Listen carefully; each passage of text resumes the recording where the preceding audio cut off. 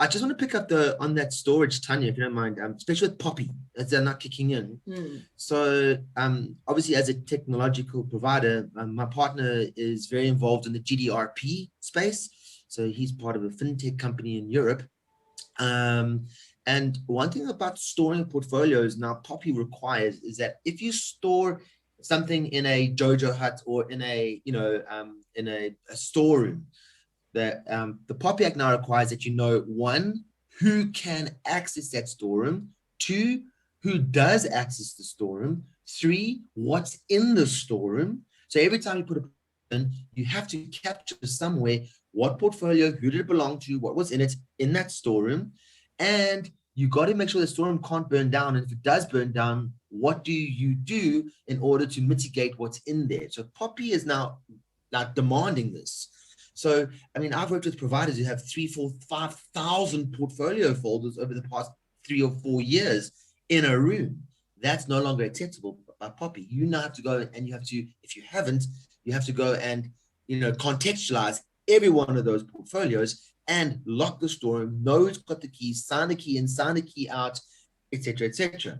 And this is, Tanya, part of the reason why we looked at P4P, even this was before Ozzy, my partner, was clearly driving towards this process, because everything in P4P is mapped.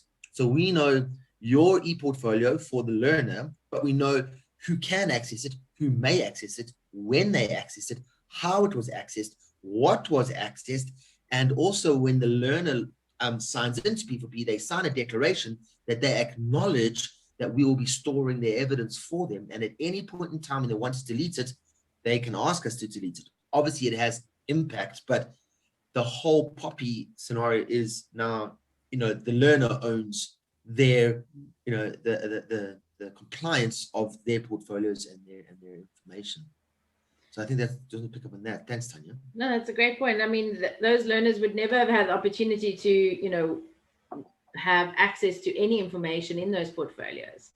But I think another fantastic point that supports outcomes-based learning and, that one-on-one aspect of coaching and feedback to the learners is the communication between assessor and learner, in that there's a digital map, a digital footprint of every aspect of that communication.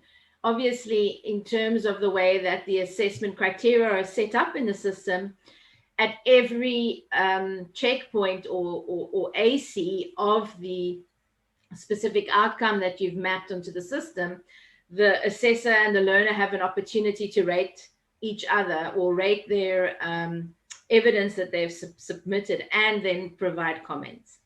That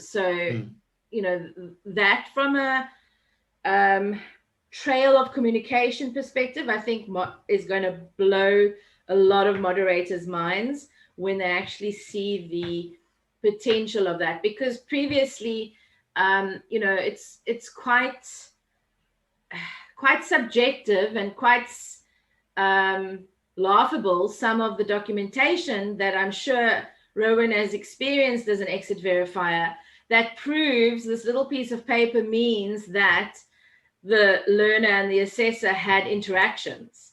But this is constant interactions at every assessment criteria of the portfolio that is being built.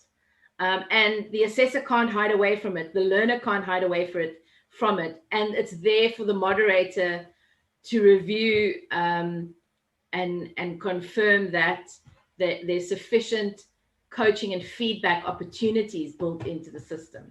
Whereas just the limitless little one pager that most providers use as evidence of coaching and feedback meetings, and I'm sure Rowan can agree that there's been some shock horror stories, but your learners and your assessors and your moderators, it's all available in the platform, which is fantastic. Yeah, for me, talking about that, okay, firstly, 2 examples. I want to go back to what Darren was saying about storage and the rest of it. Yeah, one of the biggest plus points of P4P for me, well, not just P4P, but I mean, they are the pioneers, but the e-portfolio process is that To give an example, currently I'm sitting in Namibia. I am doing online training with a group of learners in Johannesburg, and my moderator is sitting in Cape Town. Now you can imagine the logistics of trying to move this paper around 2 different countries to get it assessed, get it moderated, get it back into storage, and make sure nothing gets lost. I have a situation currently with previous people that I've trained that after a year and a half, they've now asked for moderation. I have the stuff in storage in Cape Town, so I have to get somebody to go get it out of storage, get a courier to the moderator. It becomes a joke. P4P, you can access it via internet anywhere. So that is one of the major breakthroughs for me. Coming back to what you were talking now about the assessor, one thing I've noticed with the P4P platform is that, as you said, I can tell you lots of horror stories about whether you can figure out whether the assessor actually interacted with the learner or not. I've seen observation checklists where the assessor was never even in the workplace. The learner actually doesn't even know who the assessor is or what they look like. What's happened with the P4P is it's designed in such a way that at every step you can check whether the assessor has actually interacted with the evidence. You can see whether they are assessing properly. That is, for me, one of the big things. And then obviously, as I said, the remote access from anywhere where you can moderate, assess, verify, anybody can get in there. And then the fact that it's tracked, it's date stamped, you know exactly who was in there, when they were in there, what time they were in there, and as Darren said, what they were doing there.